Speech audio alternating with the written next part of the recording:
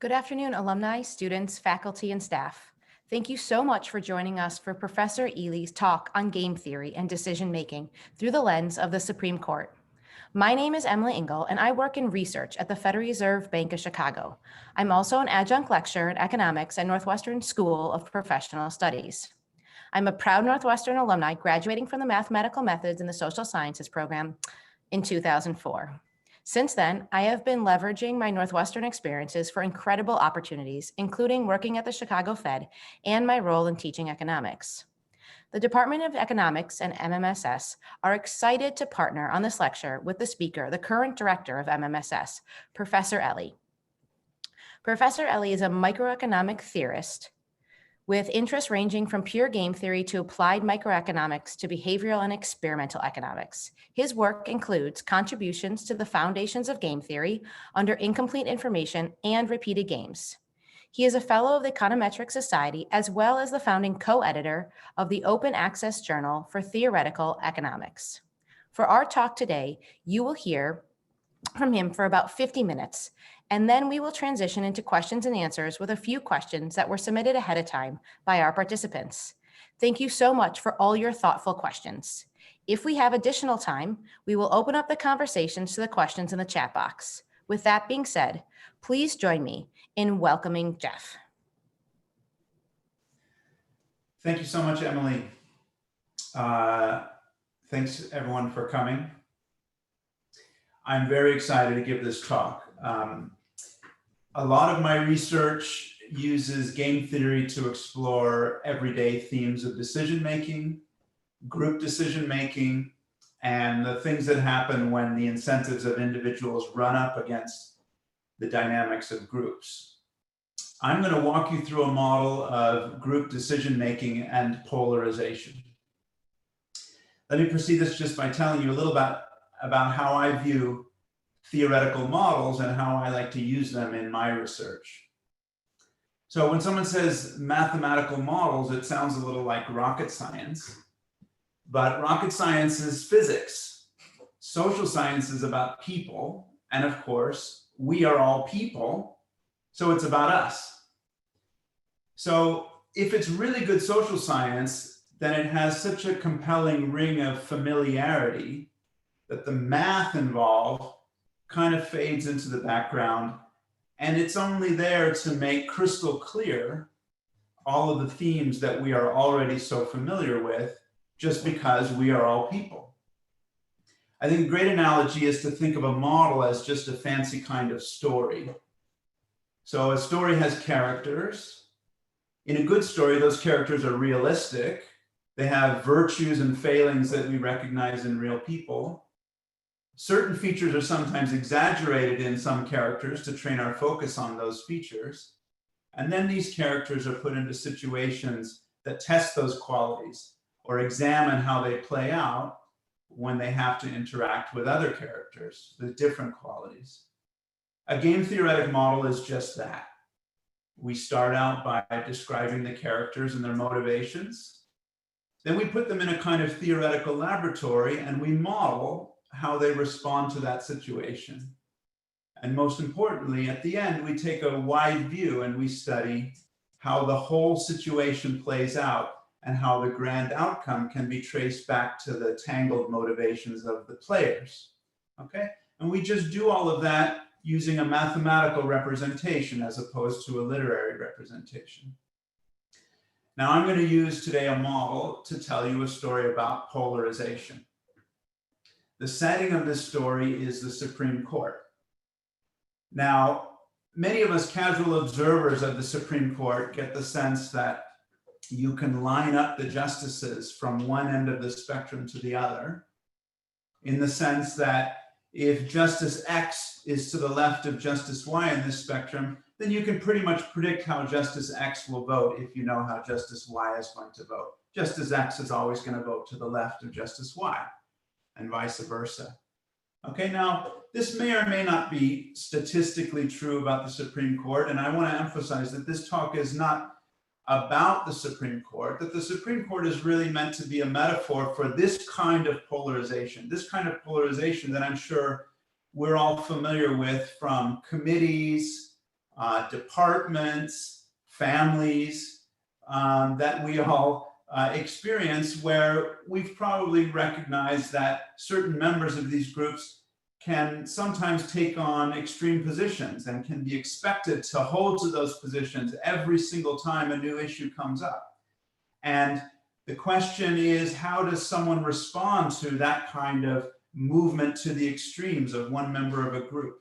And when all members of the group recognize this dynamic, how does it affect the decision-making of individuals, and how does it affect the performance of this kind of committee as a whole? Okay, so this is what I mean by polarization. And I want to use a story about Ruth, Anthony, and Clarence, okay, Supreme Court justices of old, to describe that kind of dynamics, okay? So, of course, there's two possible explanations for polarization of this sort, okay? One is just that people are ideological, okay? Some people are just born to advocate for the right-wing position, and some people are just predisposed to advocate for the left-wing position, and that's what they do, okay? Another story is that at the beginning, all of them are predisposed to do the same thing, namely try to make a good, reasoned, informed decision, to try to help this committee be functional, to make a good decision, but that something happens in the dynamics of this committee that causes these otherwise perfectly virtuous committee members to pull to extremes, okay? That's the kind of polarization that's a far scarier story than the predisposition one, because it says, even in those situations where all of the circumstances are good for this committee to be a well-functioning one, something in the dynamics of a group can cause things to go wrong and for the members of that group to polarize, okay? And that's the story I'm going to tell. Okay, I'm going to describe how that can happen and why, in some sense, it might be an inevitable consequence of committee decision making. Okay, so with that preface, let me jump into my slides. So let me just tell you that these are slides that I would normally use in a regular academic talk. And of course, I'm speaking to a broad audience. You're all alumni. You're all smart enough to understand everything that I'm saying. This is all stuff that you should be familiar with. I think it might be interesting for you to know that these are basically exactly the slides that I would be using if I were going out to present this to a bunch of other professors at some other university in an academic talk. Okay, so this is my story of polarization. I want to talk about what drives polarization. I want to talk about why polarization, once it sets in, is hard to undo, and how it might even be inescapable that it eventually does set in, okay? And as I foreshadowed in my preface, I'm gonna do this in the context of a little story, okay? We call it, game theorists, we call these stories games, okay? I'm gonna describe a game played by 3 players, okay? They have names, Ruth, Anthony, and Clarence. These are the characters in the story. And what these characters are going to have to do is you're going to have to vote to select a policy, okay? So the policy can be either left or right, okay? So this is just a metaphor for voting one way or the other. They have to make a binary decision. Let's call one of these decisions the left decision and one of these decisions the right decision. And the thing about this committee is that they're going to make this decision by voting using majority rule. Now, conveniently, this committee has 3 players, so that means that 2 of them are going to decide the outcome, okay? So a majority of 2 is going to determine whether the policy is L or R, okay? So that's the situation that these characters are in, okay?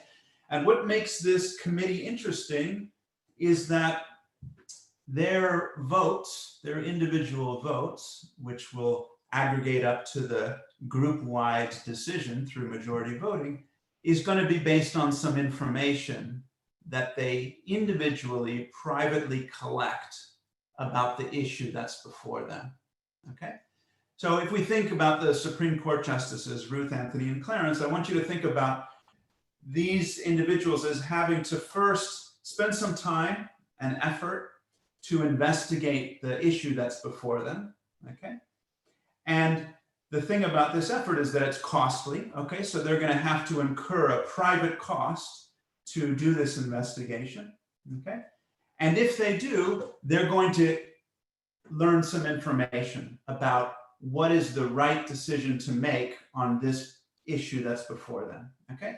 And the way we model this information that they acquire through this cost is through a signal, okay? And I'm going to imagine that if one of these jurists spends the time to investigate the issue, they will observe a signal either left or right. And these are the Greek letters for left and right, lambda and rho.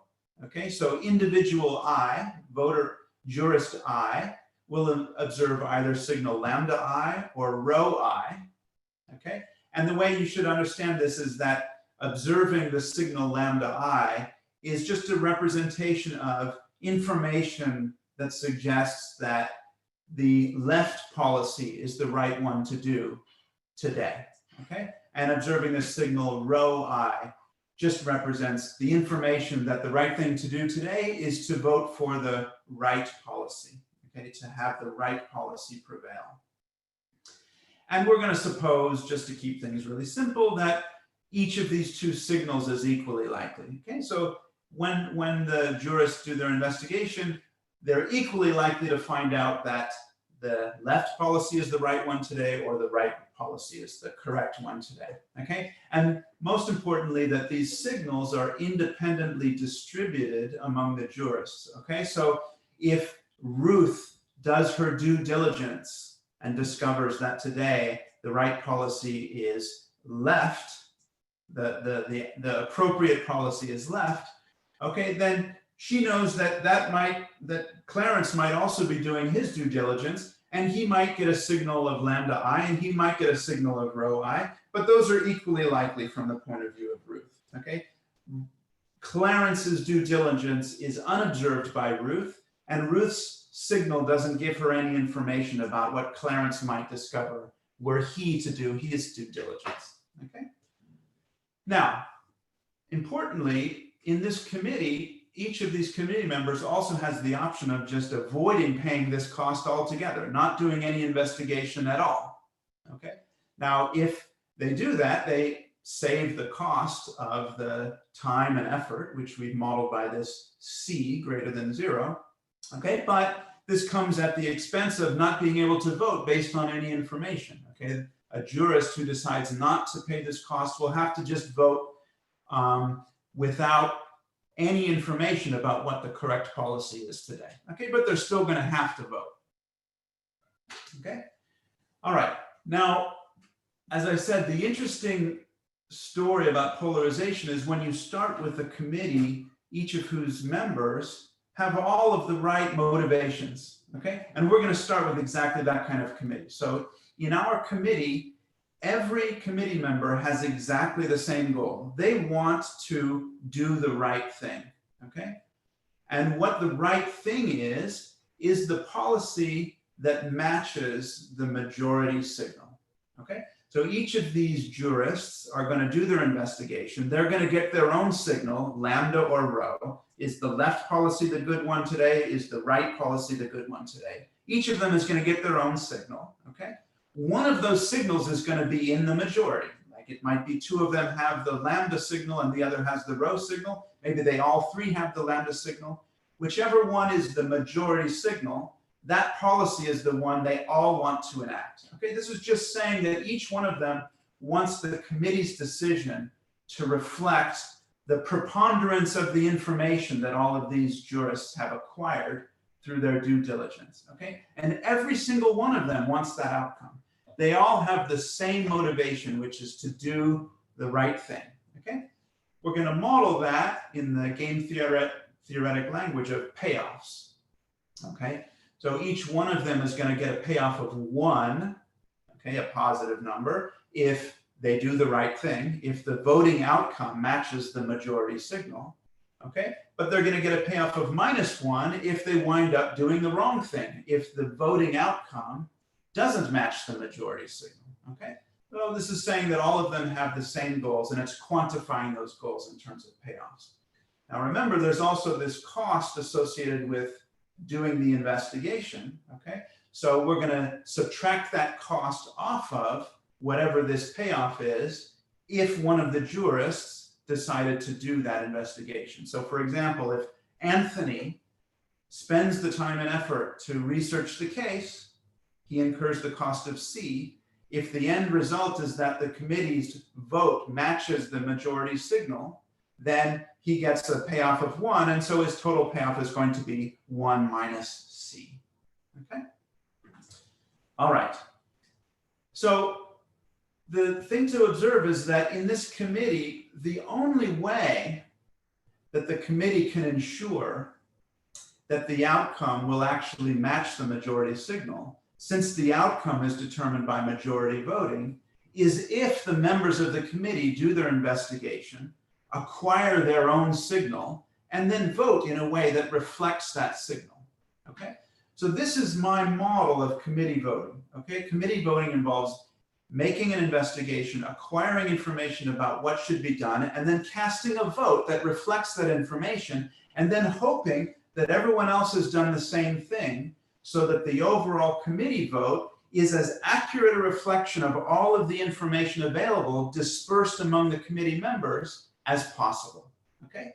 And so we're going to ask whether that's going to happen in this committee, okay? We're going to study the individual incentives of the committee members to make that happen, and we're going to see what the end result is, okay? That's the story. And this story has one possible happy ending, and let me describe the happy ending for this story, okay? It's an equilibrium in the game theoretic parlance in which all of the committee members act in a nonpartisan way. Let's call it the nonpartisan equilibrium, okay? And this equilibrium will be possible provided that the cost of investigation, this C, is not too large. In particular, it can't be larger than a half. Okay, so let's imagine that this cost it's a real cost, but it's not so high that each individual committee member would be willing to do the following behavior. And in particular, it has to be less than a half. Here is the behavior that leads to the nonpartisan equilibrium.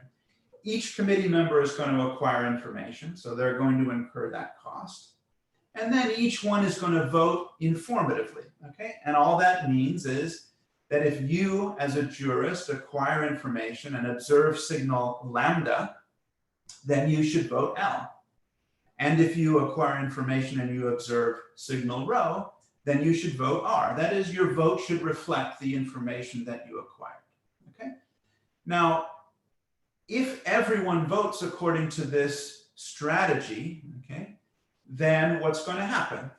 Well, each person is going to vote in a way that reflects their own signal. The majority vote is going to determine the outcome. And because each person is voting according to their signal, that majority vote is going to coincide with the majority signal. And so the outcome will always, every single time, match the majority signal. This committee will always be doing the right thing, okay? So that's the good outcome. This is a picture of a well-functioning committee in that all of the information that's available to the committee members is fully reflected in the outcome of their vote.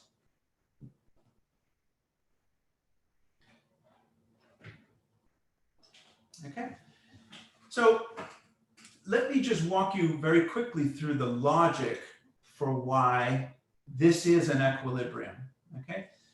What we mean by equilibrium in a game theoretic context is each individual unilaterally, in pursuit of her own interests, okay, her own payoffs as we have modeled them, finds it optimal to do the behavior that we have specified for her under the assumption that every other member of the committee is doing the behavior that we have hypothesized they will do, okay?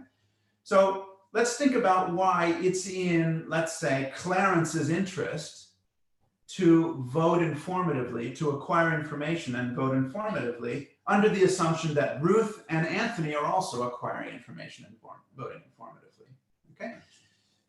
The key thing to think about when you're thinking about the strategy of voting is to think about what is the situation under which one's vote makes a difference. Okay? That is, how you should vote really depends only on when your vote is going to make a difference. Let's think about Clarence. Clarence is asking himself, when does my vote make a difference? Okay? Well, Clarence's vote doesn't make a difference if both Ruth and Anthony will wind up voting left. Because if both Ruth and Anthony will wind up voting left, then the majority is already determined by Ruth and Anthony's vote. And so it really doesn't matter how Clarence votes in that scenario. Likewise, it really doesn't matter how Clarence votes if Ruth and Anthony are both voting right. Okay? Clarence's vote only matters in that scenario in which Ruth's vote is the opposite of Anthony's vote. Okay? If Ruth and Anthony are voting oppositely, then the majority is going to be determined by Clarence's vote. And that's exactly when his vote matters. Okay? So Clarence has to think through this scenario. What does it mean when Ruth and Anthony are voting opposite one another? Well, if Ruth and Anthony are voting according to their signal because they've acquired information, then when Ruth and Anthony are voting opposite one another, that means their signals are opposite one another. Now, if their signals are opposite one another, then Clarence knows that his own signal is going to determine the majority signal.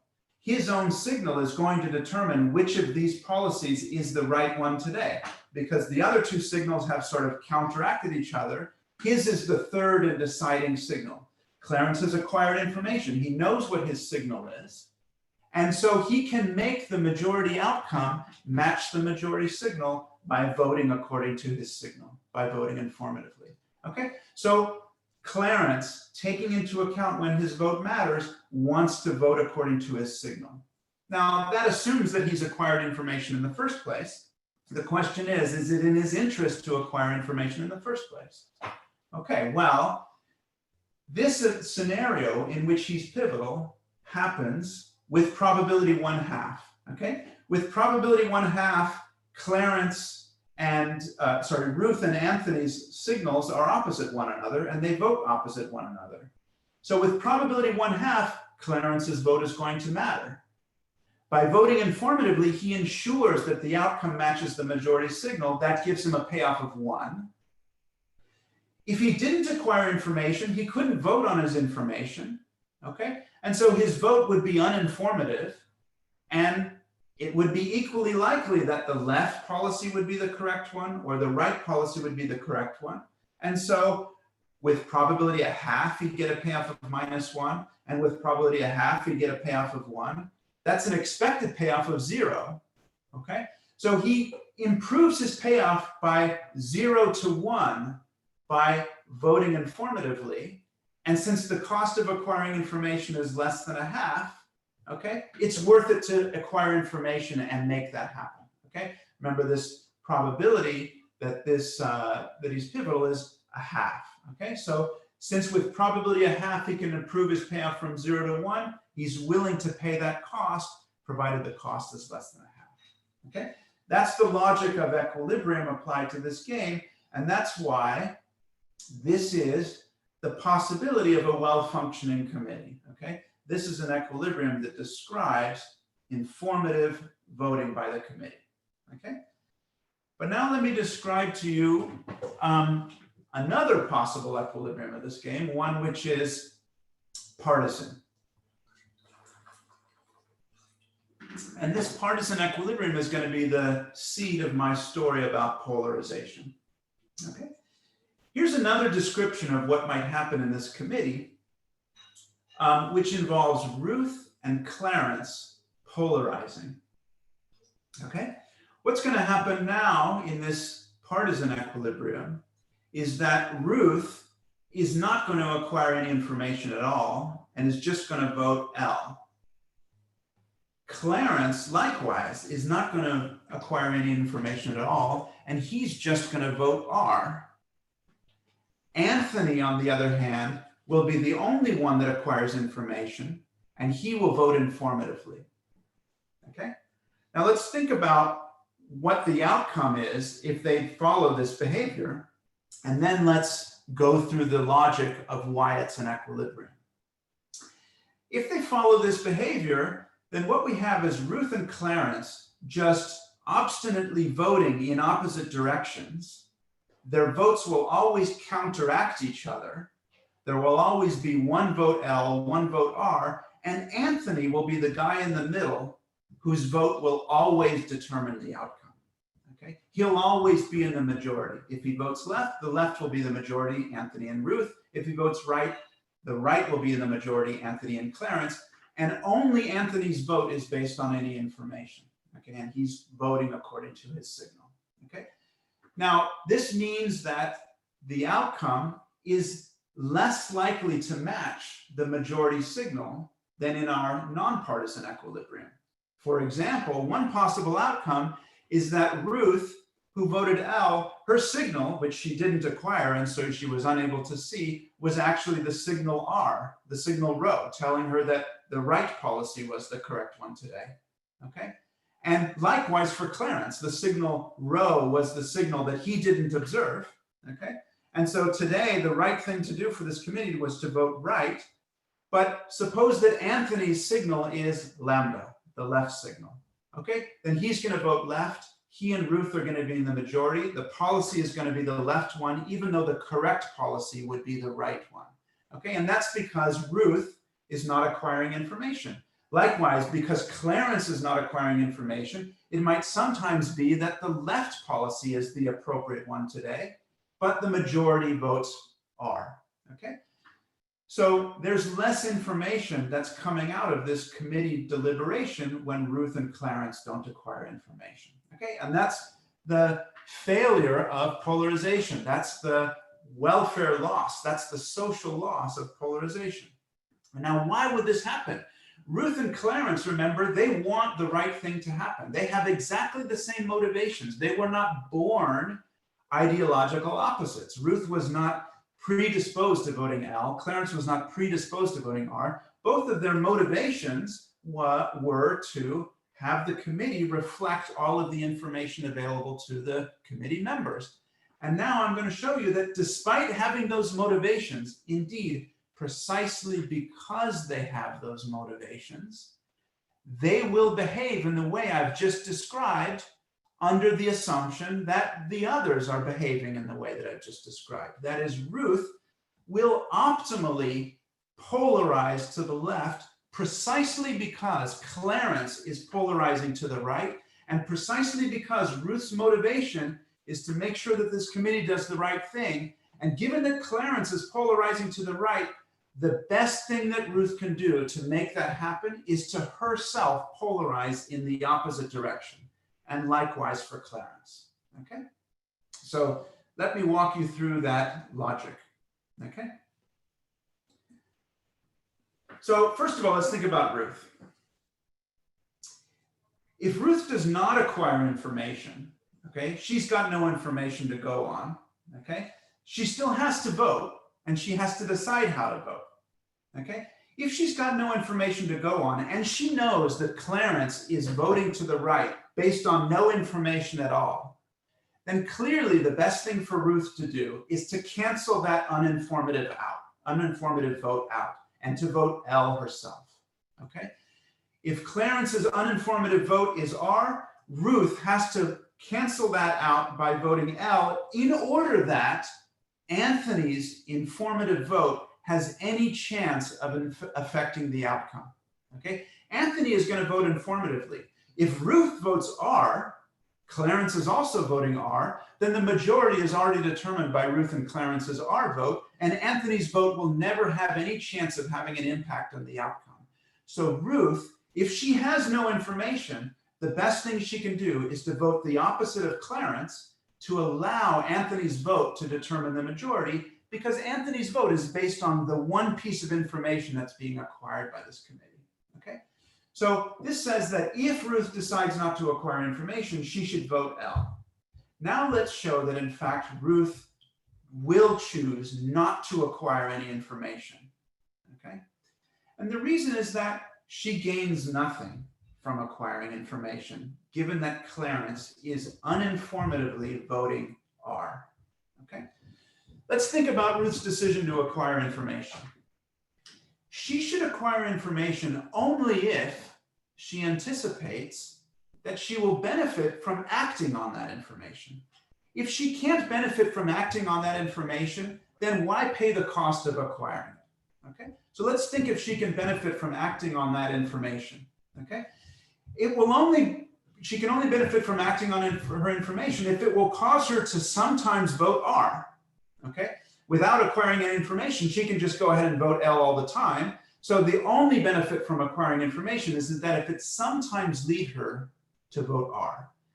Well, clearly she would only vote R if the signal she observes from acquiring information is the signal rho, the one that suggests that R is the right thing to do. So let's consider that case. She acquires information, she sees signal R, and now she thinks about voting R, okay? Again, we have to go through the logic of when does this vote matter? When will her vote R make a difference? Well, remember, Clarence is voting R all the time. Anthony is voting informatively. Ruth's vote of R will only make a difference if Clarence and Anthony are voting opposite ways. Since Clarence is always voting R, that means Anthony must be voting L. The only situation in which Ruth's vote matters is with Anthony votes L and Clarence votes R. Now, Anthony's signal dictates his vote because he's voting informatively. So in this scenario where Ruth's vote matters, what she knows is that Anthony has signal lambda. She knows nothing at all about Clarence's signal because Clarence doesn't even know anything about his signal. He's not acquiring any information at all. In this scenario, the only information that Ruth can glean is that her vote matters exactly when Anthony has signal lambda. Now, if Ruth has signal rho, then what Ruth knows is that there's one signal rho and there's one signal lambda, and she doesn't know whether the majority signal is rho or the majority signal is lambda, because that depends on Clarence's signal, which he didn't even observe, okay? And Clarence's signal is equally likely to be lambda or rho. So the majority signal is equally likely to be lambda or rho. The ideal policy for this group is equally likely, therefore, to be L or R. And so it really doesn't matter how Ruth votes in this situation. She gains nothing from voting R relative to L. And that was the whole reason why she would have acquired information in the first place, is in exactly this scenario where she gains nothing from the vote based on that information, okay? So that means Ruth gains nothing from acquiring information. She's better off, and indeed the committee as a whole, given Clarence's obstinate voting to the right, is better off if Ruth just ignores any information and just polarizes the opposite of Clarence, okay? And of course, the exact same thing is true about Clarence. If Clarence expects that Ruth is just obstinately polarizing to the left, even if she's doing it just because she's trying to counteract Clarence, the end result is that that's what she's doing.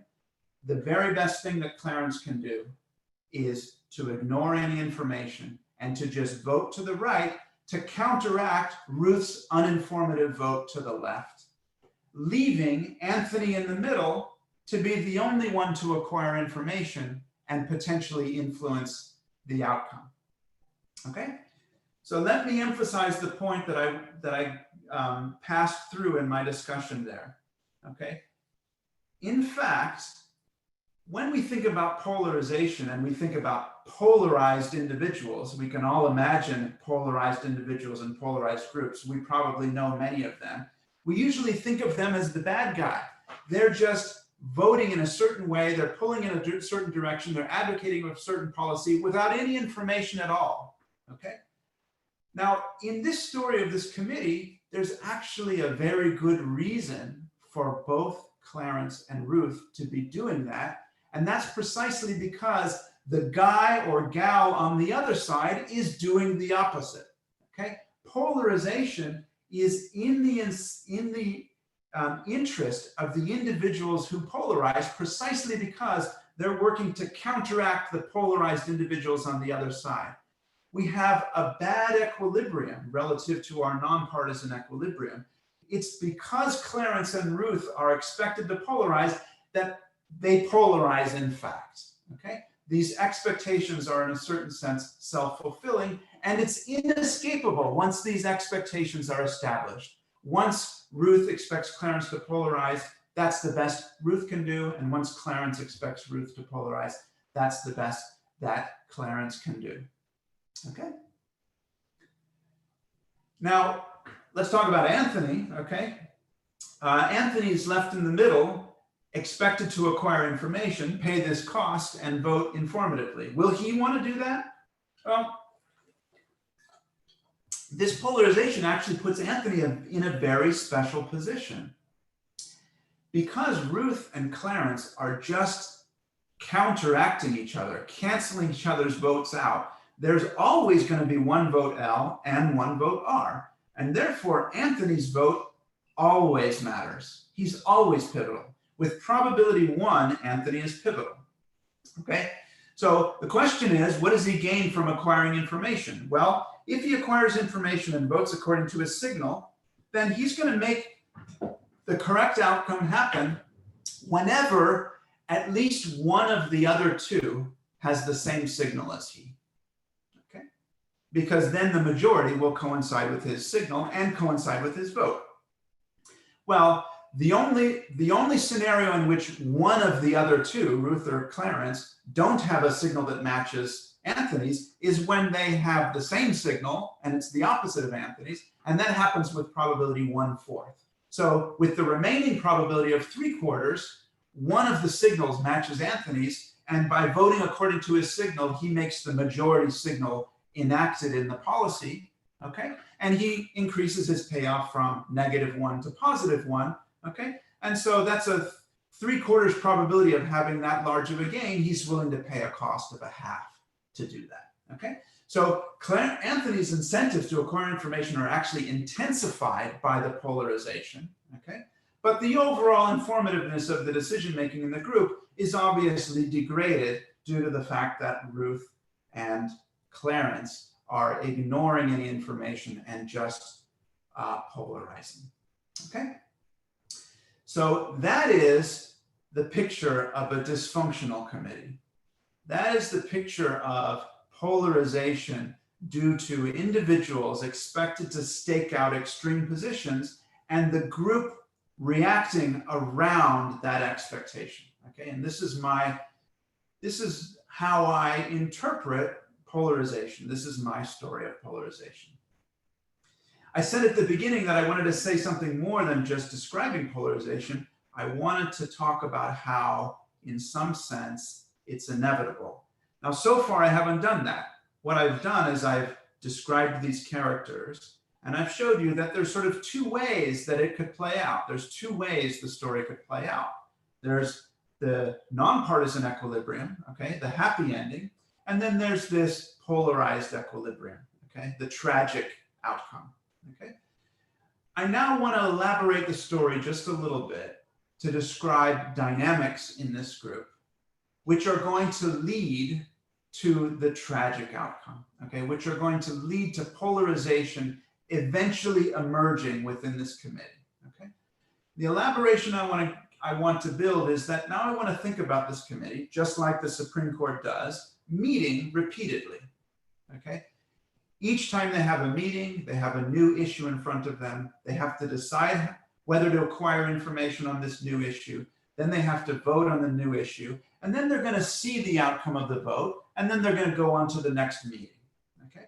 And I want to describe the dynamics that arise when Ruth is watching Clarence and seeing how Clarence votes to try to figure out how Clarence is going to go. And Clarence is watching Ruth, watching how she votes over time and try to see how she goes and see how this might lead to polarization eventually. Okay? And the germ of this story is going to be suspicion. Okay? So we're going to start with the following hypothesis. Okay? Let's suppose that Ruth starts out with some initial suspicion about Clarence. Okay? Remember, before we described Ruth, Anthony, and Clarence as all being basically the same, all having the same motivations of doing what's best for this committee as a whole. Okay? Let's suppose now that Ruth is slightly suspicious of Clarence, that she thinks that there's a chance that Clarence isn't like that at all. She thinks that there's a chance that Clarence is actually an ideological partisan. Okay? He just wants R no matter what. Okay? And the way we're going to model these suspicions is in the language of probability. So Ruth doesn't know what Clarence's real motivations are. He might be the well-motivated Clarence we've been talking about all along, or he might be this ideological partisan. And in her mind, there's a probability P, okay, a positive probability P, that Clarence is this ideological partisan. And with the remaining probability, he is the well-motivated committee member that we've been talking about up to this point. Okay? And the story is going to be Ruth watching how Clarence votes and updating her beliefs over time about whether he's a partisan or not. Okay? And then reacting to those updated beliefs. And also Clarence, knowing that Ruth is doing this, reacting to the reactions of Ruth. Okay? So that is, let's talk about the dynamics of Ruth's suspicion. Okay? So keep things simple. From now on, let's just assume that Anthony is an informative voter. So every week he's going to acquire information diligently and he's going to vote according to his signal. Okay? But we're going to talk about the dynamics of Ruth and Clarence. The first observation is that if Ruth becomes sufficiently suspicious of Clarence, okay, if her belief that Clarence is ideological passes some threshold, then it's going to be the best response of Ruth to just polarize and vote L. Okay, so P star is going to be this threshold. And actually, if you do the calculation, you can see that P star is this number 1 minus 2C. Okay, so that's a number between 0 and 1. Remember, C is a number less than a half. So 1 minus 2C is some number between 0 and 1. That's a probability. What I'm saying is that once Ruth's suspicion gets higher than that probability, she's really suspicious. She really thinks that it's quite likely that Clarence is an ideological partisan and he's just going to vote R all the time. Then the best thing Ruth can do is just vote L all the time. But let's suppose that initially Ruth is not that suspicious. Okay? Initially, her suspicion is below that threshold, and she's willing to give Clarence a chance. Okay? She's willing to act in a nonpartisan way on her own, not worrying that Clarence is certainly going to vote R, and hoping, Ruth hoping, that this committee can act in a functional way and vote according to their information. Okay? What's going to happen over time if Ruth is watching Clarence and updating her suspicions?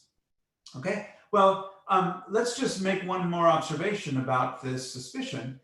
Clarence, let's call him normal Clarence. Okay, so let's think about the version of Clarence that has all of the right motivations, not the ideological partisan Clarence, but the Clarence that has the virtuous motivations. He's also a strategic player in this game. And if he knows that Ruth has become sufficiently suspicious of him, then he knows she's going to polarize. And if he knows that she's going to polarize, then we already know that the best thing for him to do is to also polarize, okay? That is to do the thing that Ruth is suspicious of, okay? So this is why this suspicion tends to be kind of an absorbing state, an inescapable state. If Ruth is once sufficiently suspicious of Clarence, then both Ruth and Clarence are going to polarize. Even the normal Clarence is going to polarize, okay? So let's see how we might get to that point where they polarize and it's an absorbing state, okay? So let's start with a level of suspicion for Ruth that's below that threshold, okay? And let's suppose that given that Ruth is not too suspicious of Clarence, and Clarence knows that Ruth is not too suspicious of him, that they play the nonpartisan equilibrium. They all acquire information, and they vote according to their signal. The thing to notice about that is that Clarence, acting in a nonpartisan way, might very well discover when he acquires information that his signal is rho, that the correct thing to do this week is to vote R, okay? And playing the nonpartisan equilibrium, that's what he'll do, vote R. Now, let's think about how Ruth reacts to that vote of R of Clarence, okay? Ruth knows that there's two reasons that that might have happened. One is Clarence is an ideological partisan, and that's what he's going to do anyway. The other is Clarence is a non-ideological partisan, and he just happens to have observed the signal rho today, and voting faithfully according to his signal, he voted R. Okay, so this vote of R is consistent with both possibilities of Clarence, but notice that it happens twice as likely when Clarence is an ideological partisan than when he's voting according to his signal. Because when he votes according to his signal, he votes R only half the time. When he's an ideological partisan, he votes R all the time, okay? So this vote of R is information that makes Ruth more suspicious of Clarence, okay? And her belief rises from our original P to some higher P. And if any of you remember Bayes' rule from your statistics class or your game theory class about how to update probabilities, here's the formula for the new probability, a higher probability than the original one, that Clarence is an ideological partisan, okay? I'm going to leave you with the following slide, okay? This happening week after week can give rise to the following dynamics. If it happens, which can happen with positive probability, that Clarence is observed to vote R a few times in a row, every single time he does that, Ruth's suspicions mount. And after enough of that, Ruth's beliefs will cross that threshold P star. And we've already said that once Ruth's beliefs cross that threshold P star, then they will polarize. And when they polarize, the game is over because there's no more learning about Clarence. He's just going to vote R all the time. Even if he's normal Clarence, he's going to vote R all the time because he's counteracting Ruth. And Ruth is going to vote L all the time to counteract Clarence. The committee reaches a polarized state from which it will never escape. Okay? So this is the dynamics of group voting, starting with a little suspicion, those suspicions confirmed by some bad luck of a certain pattern of voting, and leading to a dysfunctional committee that never recovers from that accident. Okay, so that's the story of emerging polarization. If this were an academic talk, I would go on to talk more about the dynamics and model it more carefully, but this is the logic behind it. And I wanted to stop now at 12:50. We've got 10 minutes to go because there are some interesting questions that people have given from the chat that I would like to be able to answer in light of this story. Professor Ely, thank you so much for that thoughtful and insightful lecture. As I mentioned before, we had a few questions that came in from the audience previously, so I will start with those. Hopefully you'll be able to get through a few of them. So how do you think the addition of the new conservative judge will change how the court makes decisions? Yeah, so let me just preface my answers to these questions by saying that I'm no expert on the Supreme Court. So people submitted lots of super interesting questions specifically about the Supreme Court, and they're incredibly interesting questions. In fact, I think I have a whole bunch of super exciting research to do to try to discover answers to those questions. But some of these questions are questions that I can address with the language of the Supreme Court. These are characters that we're familiar with. In fact, we just recently had the replacement of Ruth by a conservative justice. And we can sort of speculate about how that would impact the dynamics of a polarized Supreme Court, and just think in general about how rotation of members of a committee either helps or exacerbates this polarization that could eventually emerge within a committee. And I think actually this recent episode with Justice Barrett replacing Justice Ginsburg is an excellent case study, because arguably Ruth Bader Ginsburg was at the extreme left of the court, okay? And if any of the kind of strategic dynamics that I've tried to describe in this model are in fact at play on the Supreme Court, then that means that some of the justices that we see and perceive to be polarized in the opposite direction to the right, we're doing some of that at least partially precisely because of Ruth Bader Ginsburg's positions on the left. And perhaps, and quite likely, Ruth Bader Ginsburg's positions on the left were taken out in part as a reaction to the polarized justices on the right. And now we remove one of those polarized members and we replace them with a new justice. And there's two interesting things about the new justice from the point of view of this story. The first is that she's known to have a conservative predisposition, okay? The other is, so far, this court of 9 justices has no experience with her, okay? So we can sort of think of this in some ways as a kind of fresh start, at least for the court, okay?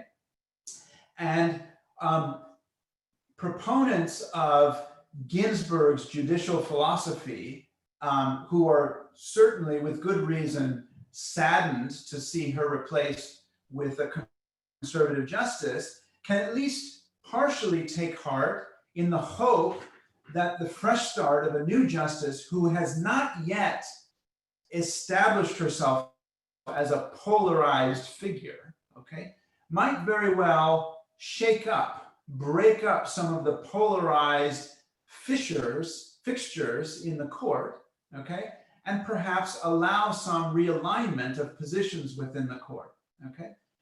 Now, of course, the story that I tried to tell suggests that in the long run, there will be polarization again, okay? But this way of thinking about the cycling in and out of committee members suggests that one remedy for this kind of problem is this fresh start effect. And if it happens frequently enough, then that might prevent committees like the Supreme Court from settling in to a permanently polarized state, okay? And this might be one very good argument for term limits for Supreme Court justices, for example, okay? Not just kind of the naive argument that Supreme Court justices are ideological and they're fixed in their positions and time, progress continues on and justices' opinions are stuck in the past and we need to replace the justices with opinions that have been formed in the current era. Not just that naive argument, but a more subtle argument that committees tend to get stuck in their ways if they're left to the same members for too long, and the cycling in of fresh blood is one way to keep those dynamics from taking hold. Thank you very much. Hopefully we can sneak in one more question, Professor Ely. And again, it has to do with the Supreme Court, but hopefully you can kind of just talk about your analysis in relation to this. It talks about expanding the court to 11 or 13. Would that dilute such an analysis as yours, or would it still hold? Yeah, so that's of course another very topical question right now. And through the lens of this theory, we can think about one effect, a strategic effect of court packing, okay, expanding the number of justices on the court. The insight that we can get here comes from thinking about the logic of pivotal voting, the logic of strategic voting that we walked through when we thought about the equilibria in this model. The logic of voting in a committee is hinged on the situation in which a voter's vote is going to make a difference, in which a voter's vote is going to be pivotal.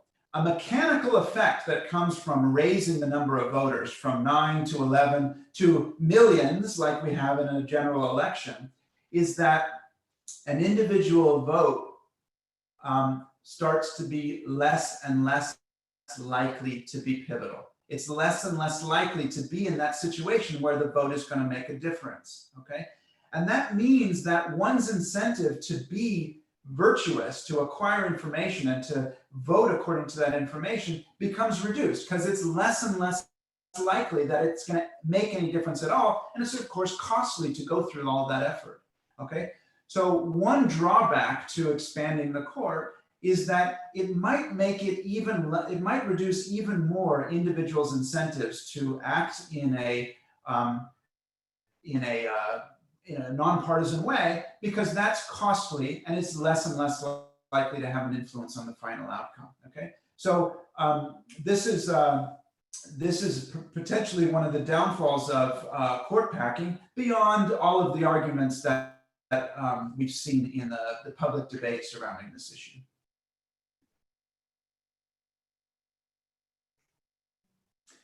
So I think we're out of time. Yes, I was just going to pop on and say. So this might be a good time to say thanks to everyone for turning up. It's been a very interesting experience talking into a screen. I hope you enjoyed listening to me talking to a screen as much as I enjoyed talking into the screen. And I hope to be able to see you actually for real sometime very soon.